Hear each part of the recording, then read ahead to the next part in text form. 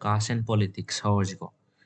The term caste has been derived from the Portuguese word casta, meaning breed, race, or kind.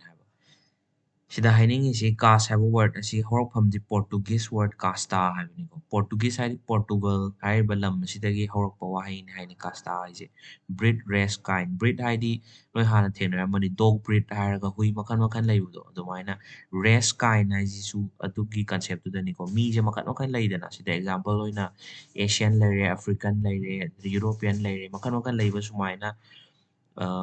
migi differences bu ताको वाहिनेबो Costa हाइजेको Portuguese word सिदगी लाखिबनेबो दुबु India ददी मसी वर्णा अमदी जाति हाइना खंगनेको वर्णा हाइबदी complexion हाइदी कुचु खतना ते मसीदा सक कुचु सवोंग सदा दुबु वर्णा हाइना खंगनै अदुगा जाति हाइबसिना lineage चारोन सुरोन मका मका समदारकपो असिबु कोइना जाति हाइना खंगनेको The former refers to racial differences and the latter means birth or descent. The former ga letter ga haise former hai targadi ahanba aduga letter haise akonba haibnebako simki matang sida the former hargadi varna aduga the letter hargana jati ne the former refers to racial difference race ki khetnaba adu bu varna haina khangnare aduga letter means birth or descent hargadi jati haibisina charon churon mathang mathang samdarakpose khangnei example Asian parents ki macha Asian ki looks Asian ki features mamit manaton wang chawba loimak logani adagi African ki su African sumaina mathang mathang longna doina dra sigi pochi bo koina descent adi charon churon samdarakpa du example ni ko mathangi topic howdringaida sida concept ani yaw Vedic period har amasung Aryan society Vedic period haise kaisu nate 1500 tagina 1000 BC sibu Vedic period aina kangnai ko main India gi poneba aduda kai haga matamda Aryan society haise Aryan haise kanano ha matamda moje matam amada sigi Indo-Iranian region swai mafamje sidagi tamna tamna India da lakhi na haibako moigi mawong matawsina kamain tawge ha matamda manaton tumba ngauba wang chawba adagi sagol thawba yamna haiba adagi lan yamna pamba group of people ni haibako Aryan je ado moina pusalaki hai caste kai caste no ha matamda Brahmin Kshatriya Vaishya Shudra ko Brahmin लाइरिक पारनी लाइगी थबक थौरम तौरनी priest ओरनी अदगी Kshatriya लान थेंगनरनी warrior caste ने हाइनेको Kshatriya Vaishya trade तौरनी ललोन इतिक तौरनी अदगी पोर योन बखोरपसिना Vaishya तौरनी अदुगा Shudra मोय अहुम जी serve तौनबा लैबा caste ने हाइनेबा अदो सिगी caste मरी सिदा यावदबा सोकना समनबा यादबा untouchable काइना अखोइगी BR Ambedkar होइना ओइरिदो अदुना सिगी मखादा अमुक लैरिबको untouchable हाइना अदुगी caste तुना untouchable हाइना खंगनारे aduga sida the first three castes enjoyed privileges which were denied to the Shudras. Privileges haidi special benefits or advantage haibniko moida khak phangba adu Shudra da phangdaba samna harabada atopa caste ahum jidi lairik tamba yai aduga Shudra di lairik tamba yade kaina laiba adagi chamanaba angang ani Kshatriya ama Shudra ama ga crime ama torame pot ama huralure harsine Kshatriya sina magi punishment to araiba punishment ama piraga hojiki Shudra sina makhut खुबी कक्पगुम्बा सुमाइन punishment इस खेनै अदैदि मोइता फंगबा advantage benefit तजु म्याम खेनाग्रेबको अदुने मोइने सिदा हाइनिंगिसे मथंगदा कैला का मतमदा caste division is special to India दा स्पेशल होई कमाइना स्पेशल होई येंगजिको The influence of caste permeates every area level of political and administrative life of the nation. Haidi caste ki power je every level of life the yo we have ne. Luhongbada caste masen same caste luhongbada ki hawraga vote election the chief minister prime minister khanbada wow caste ki influence ma ko khudi mak te yo we ko. Kamai kwaina yor ke du yeng it begins with electoral politics vote the ki hawa happening ko.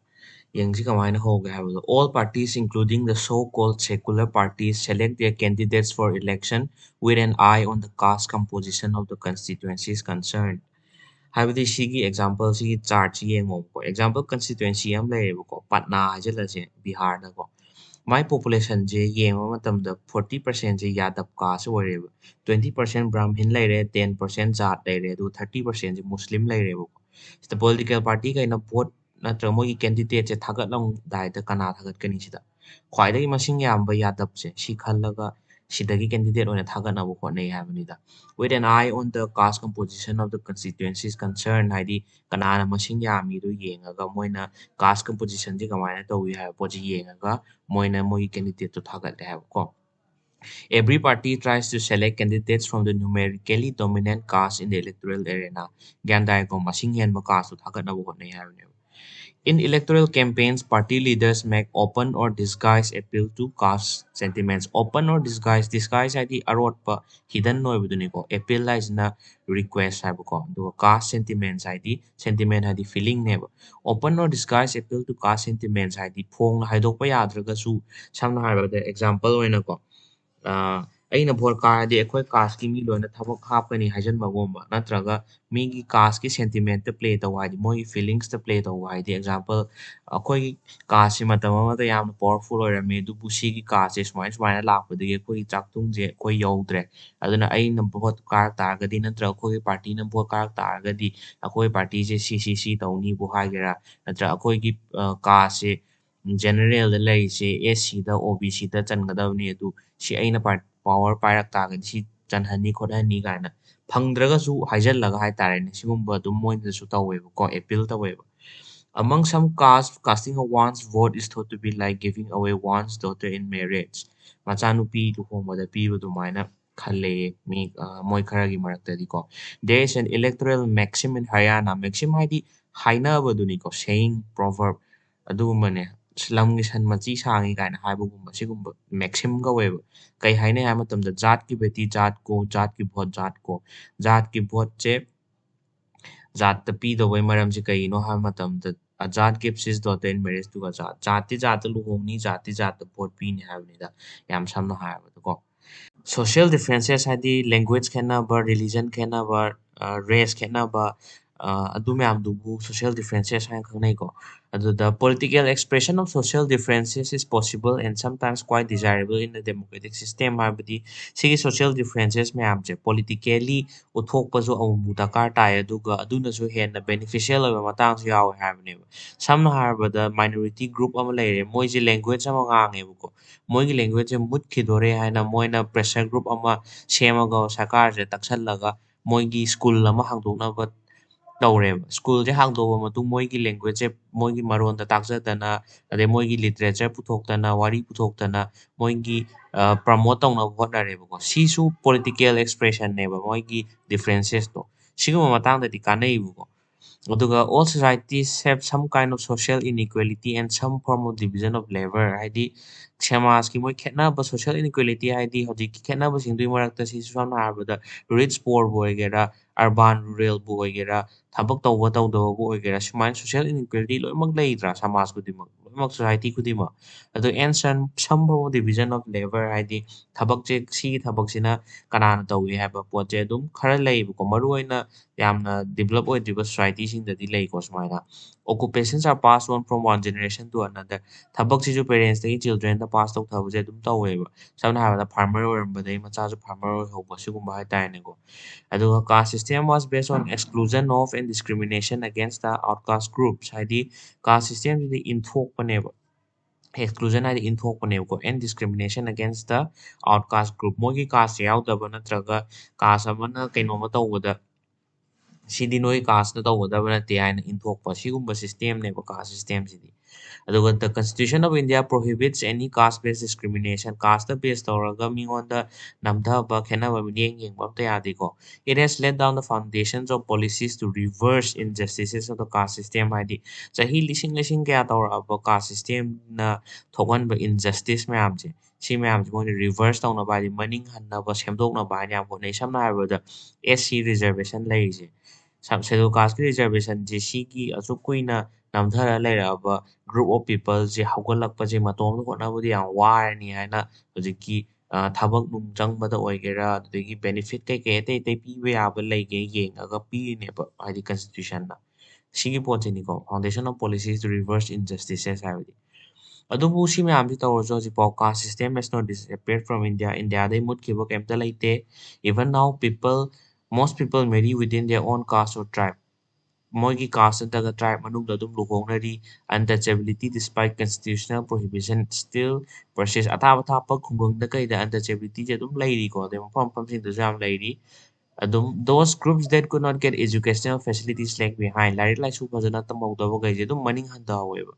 that is why there is disproportionately large presence of upper caste among the urban middle class ꯍꯥꯏꯗꯤ large presence of upper caste among the urban middle class ꯍꯥꯏꯕꯗꯤ urban middle class ꯍꯥꯏꯗꯤ ꯀꯅꯥ ꯀꯅꯥꯅꯣ urban ꯍꯥꯏꯗꯤ ꯁꯤꯇꯤꯗ ꯂꯩꯕ middle class ꯍꯥꯏꯗꯤ ꯂꯥꯏꯔꯕꯗꯒꯤ ꯂꯥꯟꯈꯠꯂꯛꯑꯕ ꯑꯗꯨꯒ ꯌꯥꯝꯅ ꯄꯩꯁꯥ ꯅꯨꯡ ꯄꯥꯏꯕꯃꯛꯁꯨ ꯑꯣꯏꯗ꯭ꯔꯤꯕ ꯑꯗꯨꯗꯨꯅꯤꯀꯣ middle class ꯍꯥꯏꯁꯦ ꯁꯤꯒꯤ ꯃꯔꯛꯁꯤꯗ ꯀꯅꯥꯅ ꯅꯝꯕ ꯑꯣꯏꯒꯦ ꯍꯥꯏꯕ ꯃꯇꯝꯗ ꯉꯁꯥꯏꯒꯤ upper casteꯁꯤꯡꯗꯣ ꯕ꯭ꯔꯥꯍꯃꯤꯟ ꯈꯦꯇ꯭ꯔꯤꯌꯥ ꯑꯗꯨꯒ ꯚꯥꯏꯁ꯭ꯌ ꯁꯤꯒꯤ ꯃꯔꯛꯁꯤꯅ ꯑꯅꯝꯕ ꯑꯣꯏꯌꯦꯕꯀꯣ ꯁꯨꯝ ꯆꯥꯎꯔꯥꯛꯄ ꯌꯦꯡꯕ ꯃꯇꯝꯗ ꯁꯤꯅ ꯀꯩ ꯇꯥꯛꯑꯦ ꯍꯥꯏꯕ ꯃꯇꯝꯗ ꯃꯤꯈꯩꯁꯦ ꯌꯥꯝ ꯆꯤꯡꯈꯠꯂꯛꯇꯧ ꯌꯥꯝ ꯋꯥꯠꯂꯦ ꯍꯥꯏꯕꯅꯤꯅ ꯃꯈꯥꯗ ꯂꯩꯍꯧꯔꯤꯕ ꯃꯌꯥꯝꯁꯦ Caste in politics. Caste na politics se kamain influence tawge yengasiko. Caste can take various forms in politics. Kay kay tawge ha matamda it is not in electoral politics alone that the influence of caste is visible. Caste ki power se caste ki influence se vote matang da khatang natte ko vote loi kraba matung akoina candidate mayam se gi marak ta akoina apam badu mihut oina thagat kraba matung da so dum influence tawriba.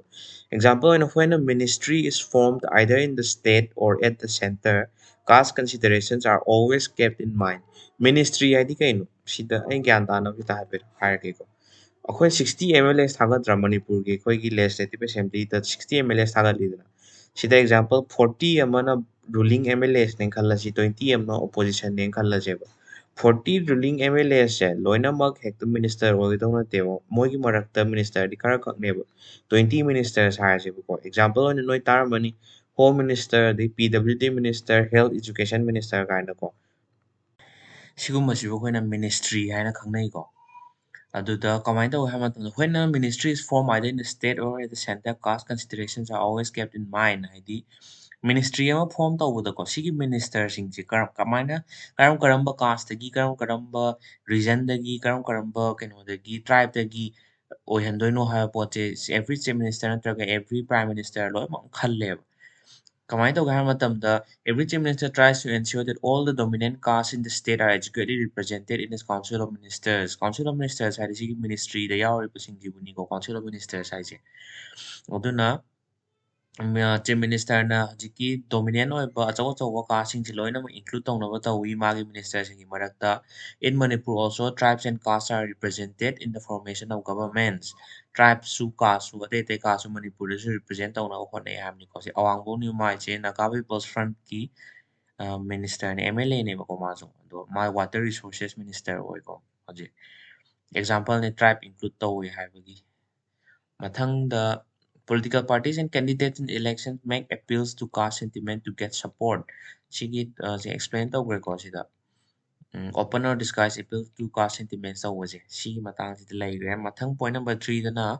the focus on caste in politics can sometimes give an impression that elections are all about caste and nothing else. Caste na sum taw lai sida election si caste khata ka mai sum lai na ba ma le ba koina but adu dinati ko. Sigi proof point mo sida point ahu mari har kaniba.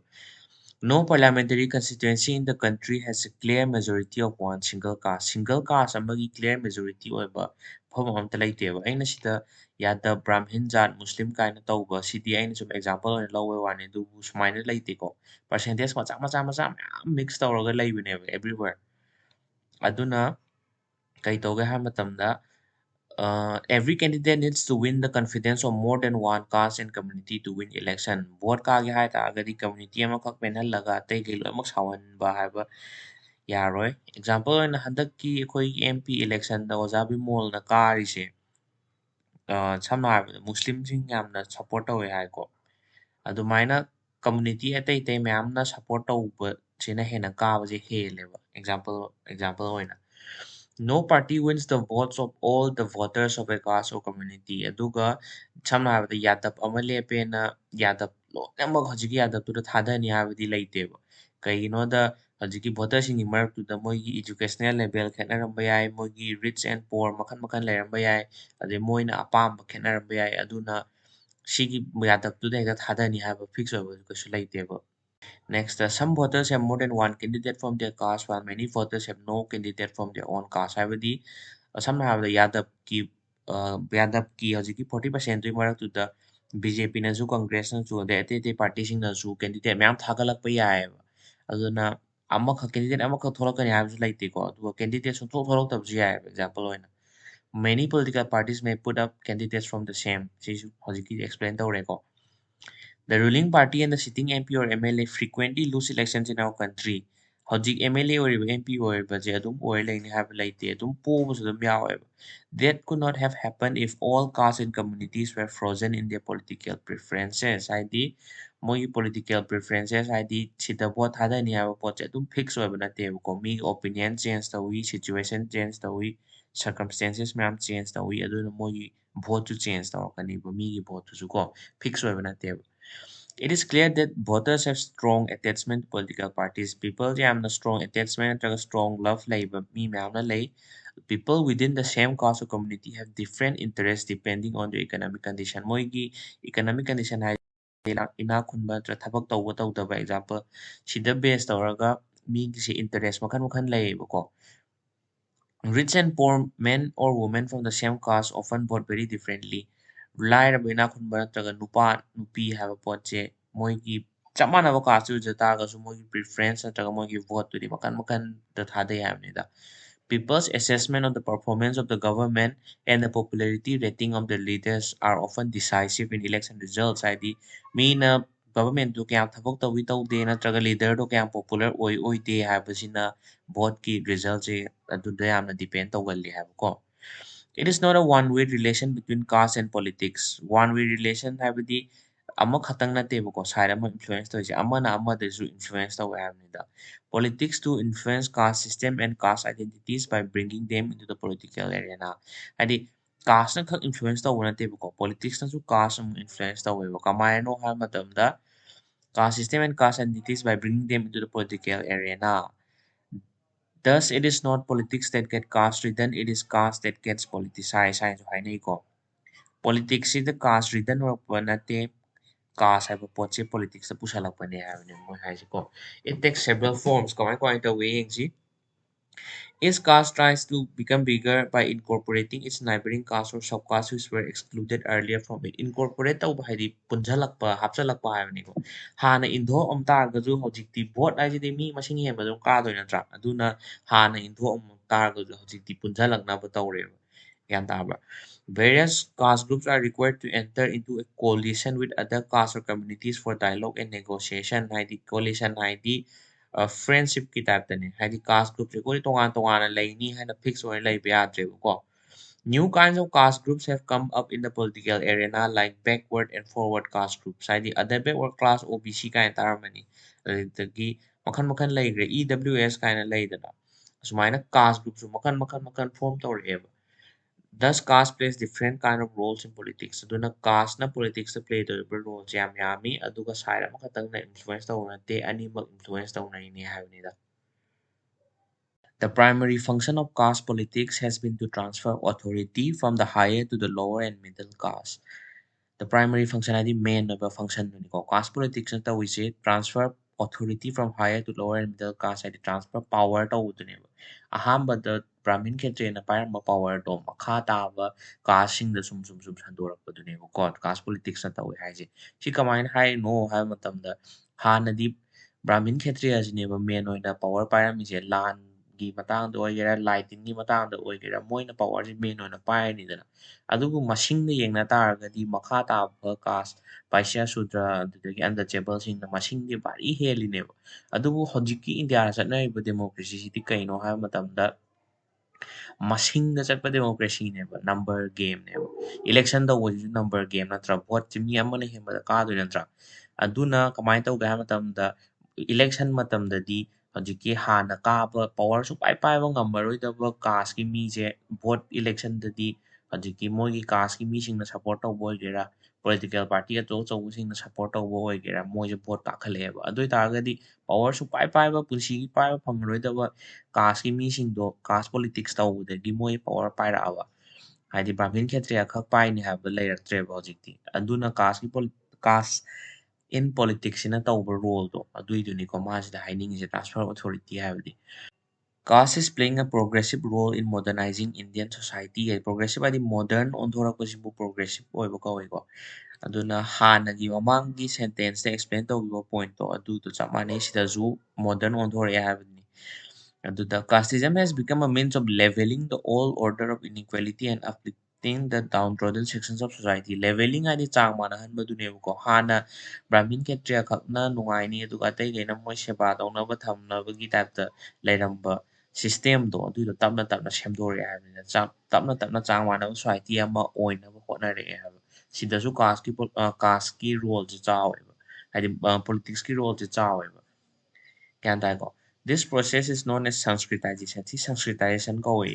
That means the lower castes have tried to emulate the ways of higher one which should not be appreciated ꯍꯥꯏꯀꯣ. ꯄꯣꯏꯟꯠꯁꯦ ꯃꯣꯏꯅ ꯄꯨꯔꯥ ꯖꯝꯕꯜ ꯇꯧꯔ ꯍꯥꯏꯕꯅꯦꯕ ꯁꯤꯁꯦ. ꯑꯃꯒ ꯑꯃꯒ ꯁꯝꯅꯗꯕꯅꯦꯕ sentence ꯃꯌꯥꯝꯁꯦ. ꯑꯗꯨꯅ ꯄꯥꯕꯗ ꯌꯥꯝ ꯋꯥꯕꯅꯦꯕ. Sanskritization ꯍꯥꯏꯁꯦ ꯑꯩꯈꯣꯏꯅ ꯇꯝꯃꯛꯄꯗꯁꯨ ꯀꯩꯅꯣ ꯍꯥꯏꯕ ꯃꯇꯝꯗ lower casteꯁꯤꯡꯅ higher casteꯀꯤ ꯃꯇꯧ ꯇꯝꯕꯁꯦ. ꯀꯜꯆꯔꯗ ꯀꯩꯗ ꯂꯨꯍꯣꯡ ꯈꯣꯡꯗꯣꯡꯕꯗꯕꯨ ꯑꯣꯏꯒꯦꯔꯥ higher casteꯀꯤ ꯃꯇꯧ ꯇꯝꯕꯁꯦ ꯁꯤꯒꯨꯝꯕ ꯁꯤ Sanskritization ꯀꯧꯏꯀꯣ. lower casteꯀꯤ ꯃꯔꯛꯇꯁꯨ ꯁꯣꯛꯅ ꯁꯝꯅꯕ ꯌꯥꯗ꯭ꯔꯦ ꯍꯥꯏꯔꯤꯕ untouchableꯁꯤꯡꯗꯣ ꯑꯗꯨꯒꯤ ꯃꯔꯛꯇꯁꯨ ꯑꯃꯨꯛ ꯃꯣꯏꯅ ꯑꯃꯨꯛ ꯁꯣꯛꯅ ꯁꯝꯅꯔꯣꯏ ꯅꯣꯏꯗꯤꯅ ꯈꯟꯗꯣꯛꯄ untouchable ꯈꯔꯁꯨ ꯑꯃꯨꯛ ꯂꯩꯔꯤꯕ untouchable ꯃꯔꯛꯇ. ꯑꯗꯨ ꯇꯥꯔꯒꯗꯤ ꯁꯤꯒꯤ ꯁꯥꯏꯀꯜꯁꯦ ꯑꯩꯈꯣꯏꯅ ꯅꯣꯏꯗꯩꯗꯤ ꯍꯦꯜꯂꯤ ꯍꯥꯏꯕ ꯁꯥꯏꯀꯜꯁꯦ ꯑꯗꯨꯝ ꯔꯤꯄꯤꯠ ꯇꯧꯔꯒ ꯑꯗꯨꯝ ꯂꯩꯇ꯭ꯔꯥ. ꯁꯤꯒꯨꯝꯕ ꯄꯣꯠꯁꯤꯅꯦꯕꯀꯣ. ꯑꯗꯨ Sanskritization ꯍꯥꯏꯁꯤꯗꯤ ꯀꯃꯥꯏꯅ ꯍꯥꯏꯗꯣꯏꯅꯣ ꯃꯇꯧ ꯇꯝꯅꯕ ꯍꯣꯠꯅꯕꯗꯣ.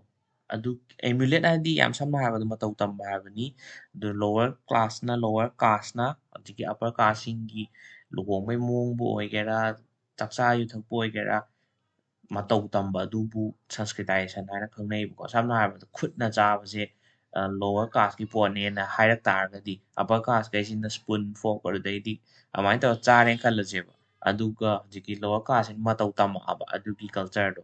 ꯀꯩꯁꯨꯝꯇ ꯆꯥꯗ꯭ꯔꯁꯨ ꯌꯥꯕ ꯄꯣꯠꯅꯤꯗꯅ. ꯑꯗꯨꯕꯨ ꯑꯗꯨꯒꯤ ꯃꯇꯧꯗꯣ ꯇꯝꯃꯛ ꯇꯥꯔꯒꯗꯤ Sanskritization ꯀꯧꯋꯦꯕ ꯁꯤꯒꯨꯝꯕꯁꯦ. ꯑꯦꯛꯖꯥꯝꯄꯜꯅꯤꯀꯣ. ꯑꯗꯨ ꯃꯣꯏꯅ ꯌꯥꯝꯅ ꯖꯝꯕꯜ ꯑꯣꯏꯅ ꯄꯣꯠꯁꯦ ꯍꯥꯞꯄꯒꯤ ꯄꯥꯕ ꯌꯥꯝ ꯅꯨꯡꯉꯥꯏꯇꯦ. ꯑꯗꯨꯒꯤ ꯑꯦꯛꯁꯄ꯭ꯂꯦꯅꯦꯁꯟꯗꯤ ꯁꯨꯃꯥꯏꯅ ꯇꯧꯔꯤꯅꯦ ꯑꯩꯁꯨ line by line.